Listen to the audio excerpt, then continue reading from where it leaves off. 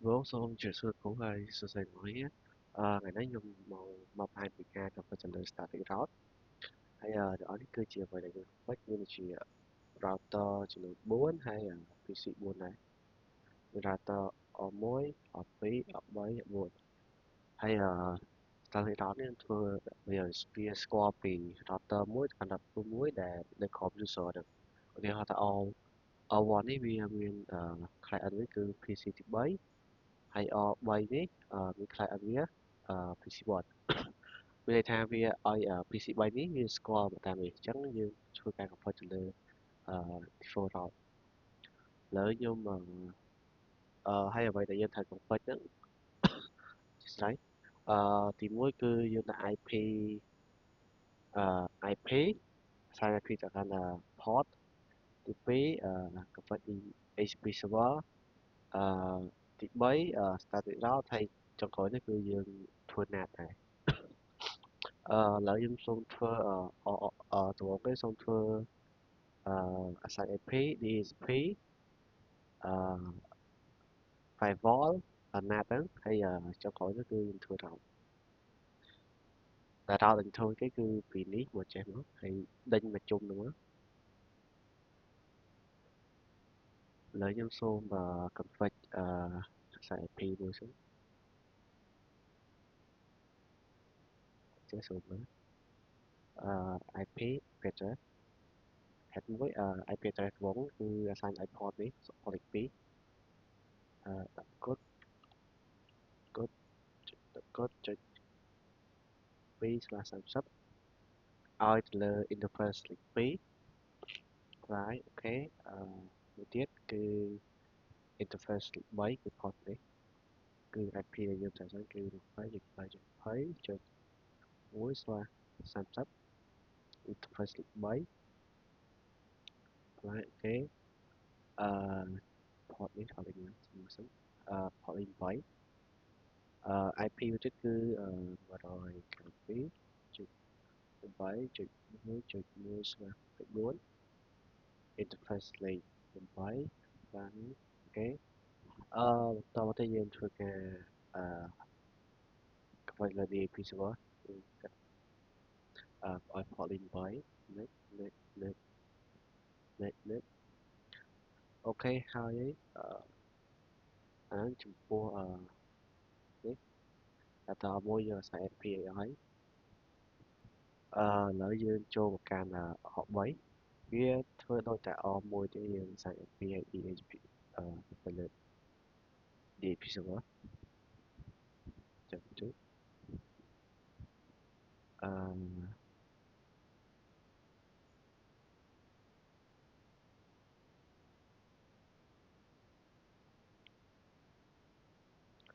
ចេះមក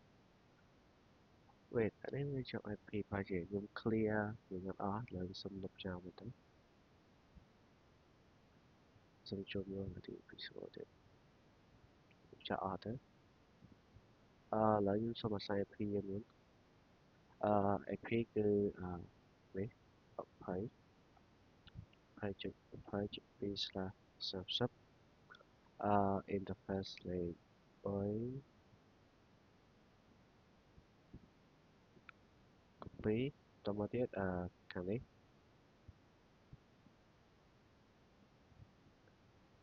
30 30.30.1/30 interface លេខ4 file អូខេតមកទៀតport នេះជា point 4នេះអឺ port លេខ2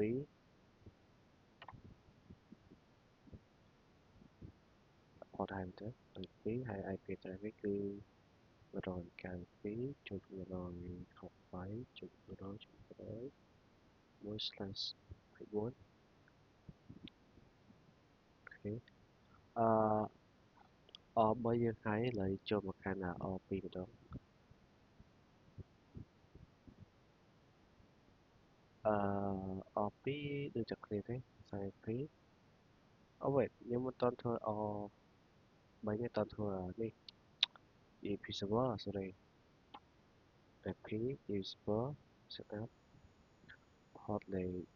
wait ខ្ញុំផ្លេចផុតតិចផុតខ្ញុំផុត2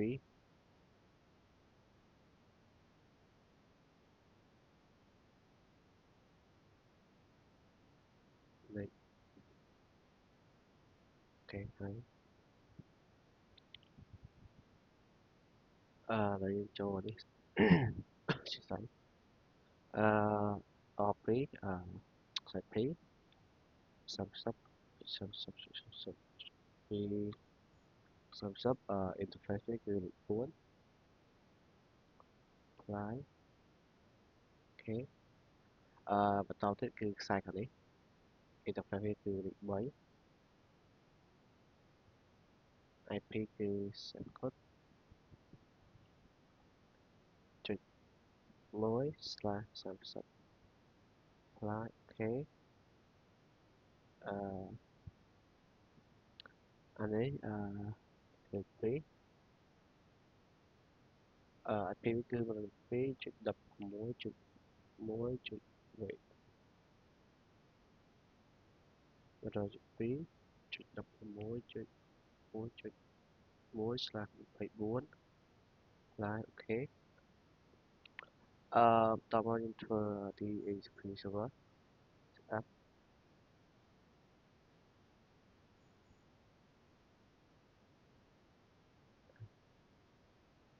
next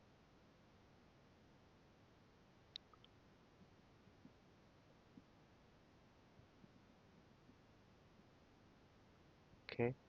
ឡូវយើងចូល R4 ម្ដងវាធ្វើដូចគ្នាទេ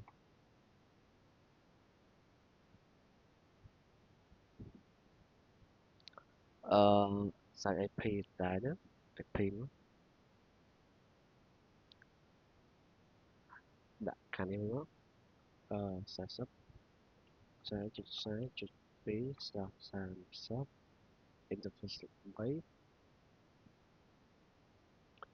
line អូខេមួយទៀតគឺinterface 2 10.10.1/30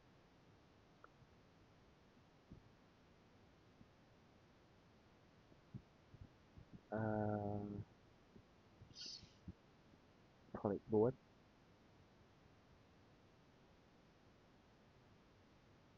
102.11.1/24 អូខេ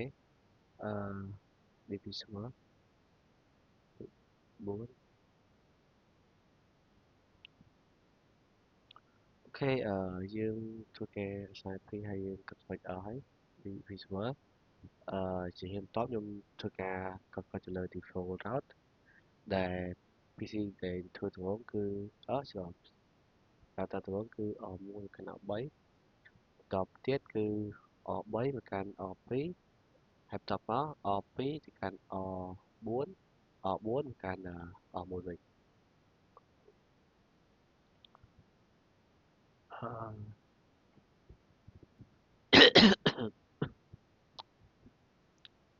sorry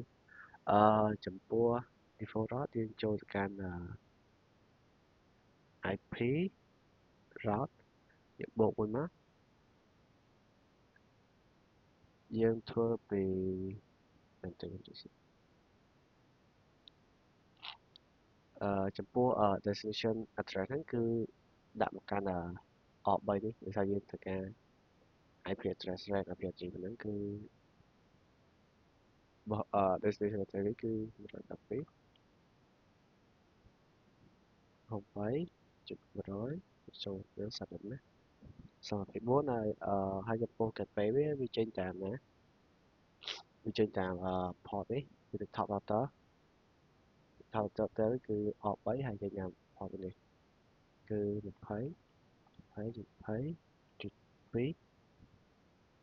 apply អូខេនេះបន្តមកទៀតយើងធ្វើការធ្វើ route ពីនេះទៅកាន់ R1 វិញ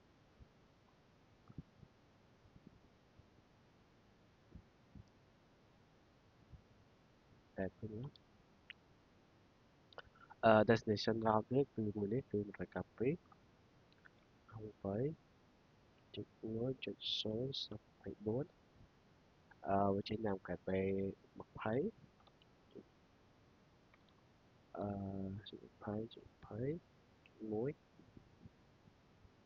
ូខេ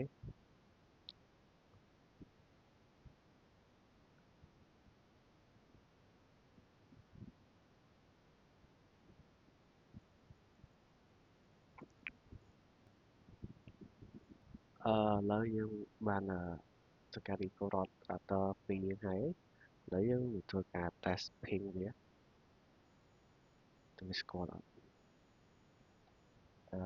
DH speed off PC 1បើ PC 3នេះទៀតDH off fast speed អឺដែលស្គាល់យើងping ពីនេះ PC នេះមកកាន់ address 192.168.1.254ទៅស្គាល់អត់អូខេវា ping ស្គាល់ហើយឥឡូវយើងធ្វើការរត់ជាទៀត ping ពីPC 3នេះមកកាន់PC នេះតាម address 192.168.100.254អូខេវាស្គាល់វាថាយើងធ្វើការ config default route ហ្នឹងគឺវាស្គាល់គ្នាហើយឥឡូវតទៅពីធ្វើការ config O1 O3 ស្គាល់គ្នាហើយឥឡូវយើង config ពី O3 កណ្ដាល2ហើយពី O2 ទៅកណ្ដាល4មកហើយចាំយើង test ម្ដងស្រុបចូលមកតិច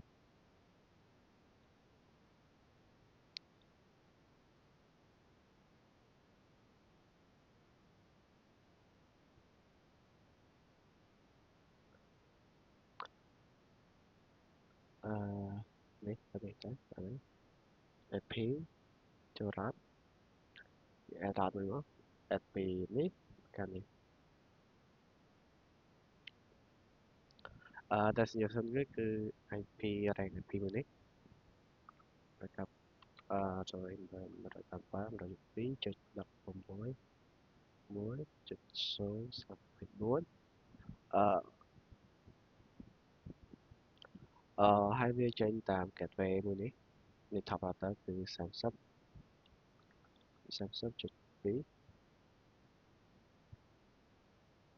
right អូខេបន្តមកទៀតខ្ញុំធ្វើការនេះពី router នេះមក sorry អូខេមិញហ្នឹងខ្ញុំចុចអានេះតែខ្ញុំបាទតែដាក់ rank IP វិញថែ192.168.100.254តើមកយើងមកបិទខាងនេះវិញឲ្យទៅស្គាល់ rank IP មួយនេះ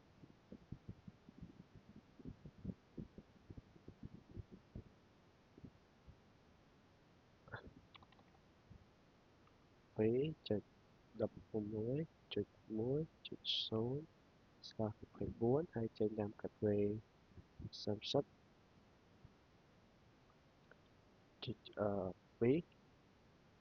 apply អូខេឥឡូវខ្ញុំ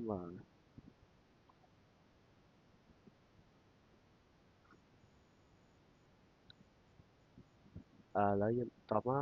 ដល់ PR2 មកខាងសូមចូលនេះចេះតិចធំពេកR4 នេះយើងconfig ឲ្យស្គាល់ R2 កណ្ដាល4នេះស្គាល់កាន់ rank IP នេះគឺ add new route destination address នេះគឺ RAM នេះគឺ 192.11.100.0 24ហើយចេញតាម destination វាគឺ 40.40.40.2 Là ok. Tôi cho PC với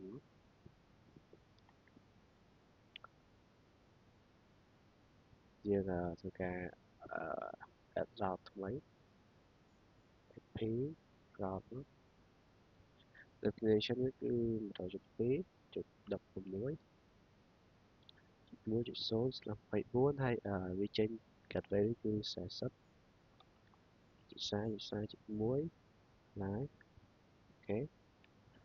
ต่อมาที่คือออกบูธมาการเอามวยโจดี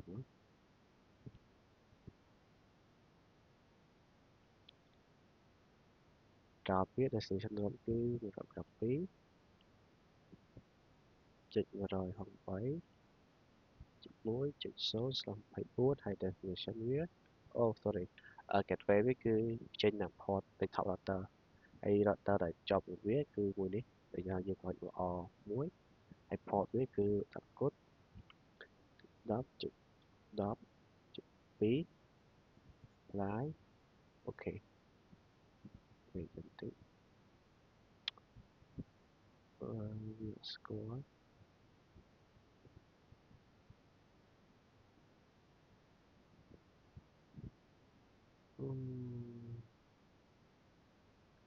ok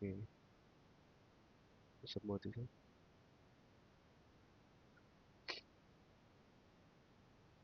average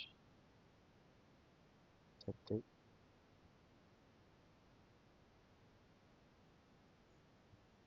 cứ cua tại thằng thằng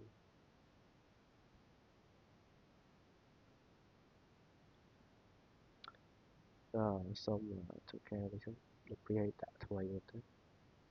cứ chụp rồi học lấy muối chụp số sẽ phải bút hay kẹp về với chỉ nhận ở cốt cốt chụp cốt chụp muối vậy biết ít thời giờ chẳng tự nhiên tôi có ấy anh ấy chơi ngược chứ ok chơi thằng ấy với trên tràm phone nó thằng dùng số nhiều khả năng bỏ những số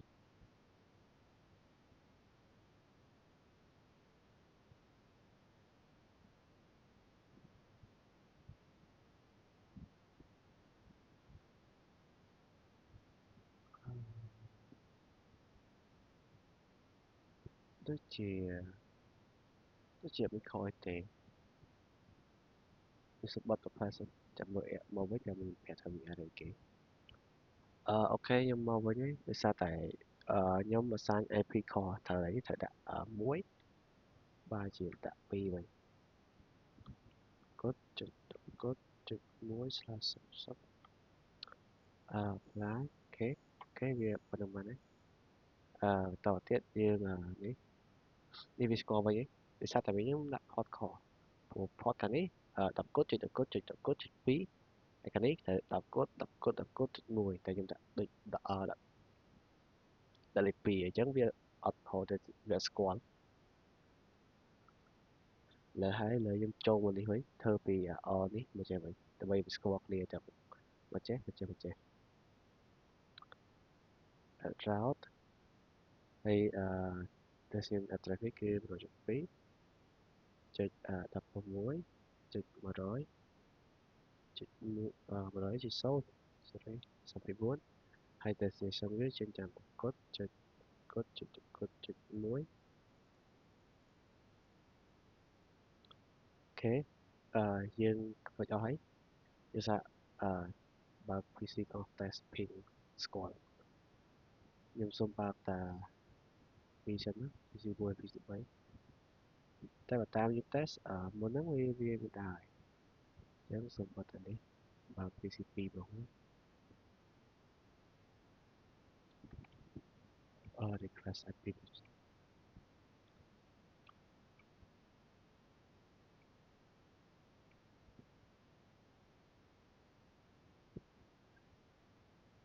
mà dương ping mà cái là PC bay mà cái là PC មួយសាក់ពីមួយដែរ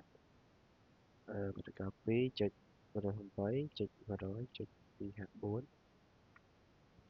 អូខេវាស្គាល់ផងទៅដោយសារ ping ពី PC2 មកកាន់ PC1 ពីមកកាន់ address នេះគឺ192.168.100.254អូខេវាស្គាល់ហើយលើយើងសារតែ ping ឆ្លងrouter មួយទៀតយើង ping PC2 PC3 sorry PC3 ត្រូវ192.168.1.24វាស្គាល់ដោយសារតែវាអត់មាន route ទៅអញ្ចឹងវាដឹងថាវាត្រូវចេញណា port ណាអឺសុំតេស្តមួយទៀតទៅ TACP យកតេស្តម្ដងសិនវាត្រូវនៅធ្វើម្ដងទៀត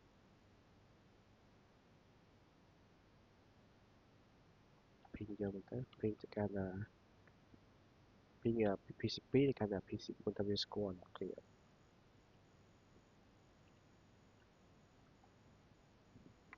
254អូខេវាស្គាល់ហើយហើយយើង ping មកកាន់ PC4 នេះមកកាន់ PC2 ទៅវាស្គាល់172.11អូខេវាស្គាល់ហើយឥឡូវយើងសាកយក PC4 ហ្នឹងមកកាន់ PC1 វាស្គាល់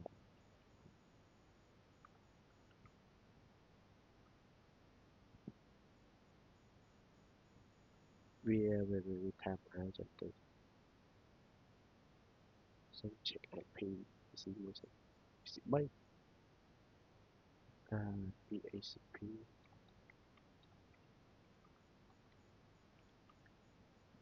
អូ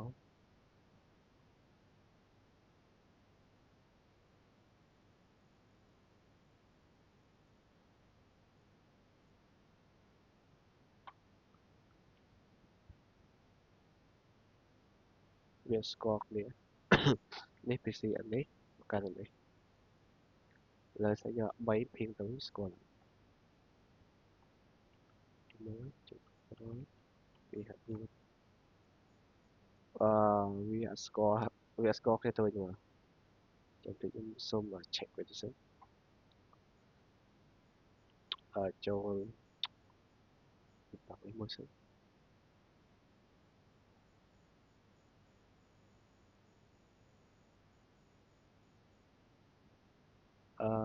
តាម check មើលដូចជាអត់ record ទេ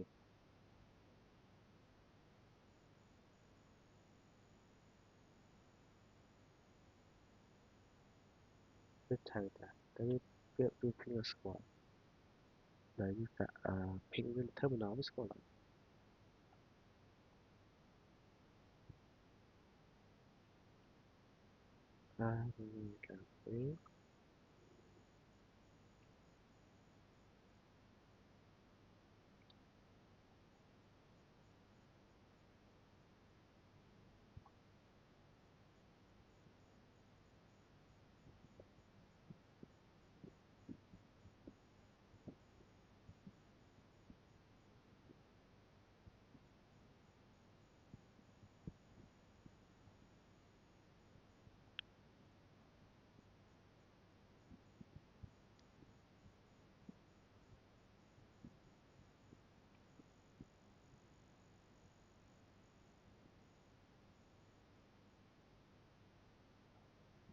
អឺ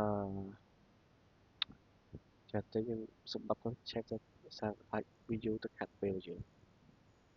ឥឡូវខ្ញុំរក record ហើយគឺខុសពីអាស្រ័យ IP ដាក់ interface ខុសវាគួរតែ interface លេខ2ហើយខ្ញុំដាក់ interface លេខ3ឥ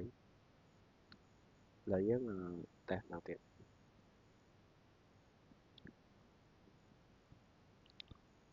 ពីមកកាន់ IP 192.168.1.254អូខេវាស្គាល់ហើយ PC4 មកកាន់ PC3 ឥឡូវយើងតេស្ត PC3 ទៅកាន់2.4 112.168.16.5 2.4 អូខេវាស្គាល់ពី2.3នេះមកកាន់2.4តែគេហៅថាយើងចាំពេញពី2.3នេះមកកាន់2.2តែវាស្គាល់អត់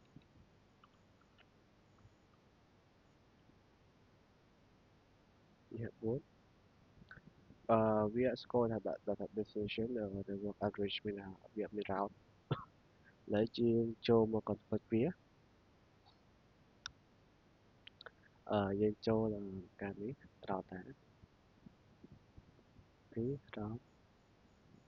វាដាក់មកdestination អាចារ្យនេះគឺ112.1.1.0/4ហើយ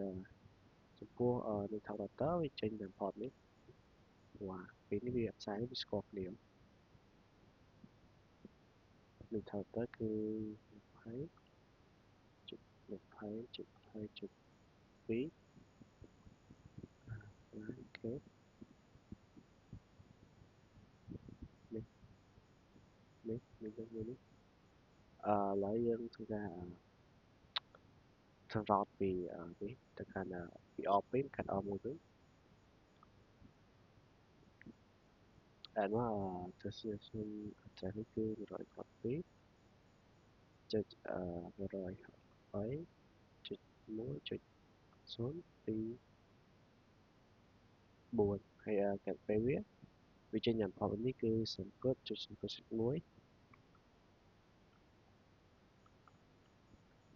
អូខេឥឡូវយើងធ្វើការតេស្តថាវាស្គាល់គ្នាណាពីមកខាង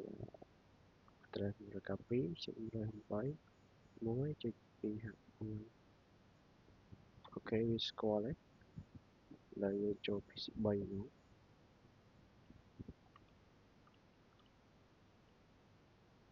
2.11.1.254អូខេវាស្គាល់គ្នាហើយវាស្គាល់នេះមកកាន់នេះហើយដូចគ្នាដែរគឺR3 នេះ R4 វាអត់ស្គាល់គ្នាឥឡូវយើងconfig វាចូលកាន់R3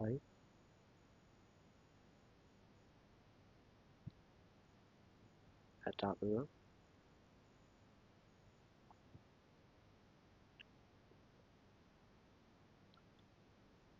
address IP route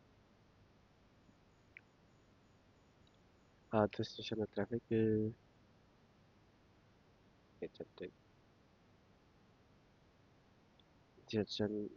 destination address នេះគឺ 112.1.100.0/4ហើយវាចេញតាម gateway 30ឬ top router វិញគឺមួយនេះចេញតាមមួយហើយវាមកចេះនេះស្គាល់ចេញចុច2ឡើងអូខេនេះតោះយើងធ្វើពី R4 ហ្នឹងមកកាន់ R3 វិញគឺroute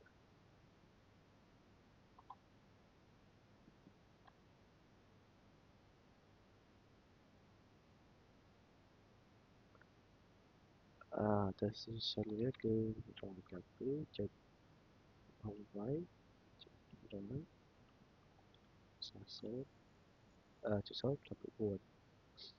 ចំពោះ gateway គឺចេញតាម port មួយនេះ top router គឺ40.40.40.1អូខេឥឡូវយើង ping ពី PC4 ណាធ្វើស្គាល់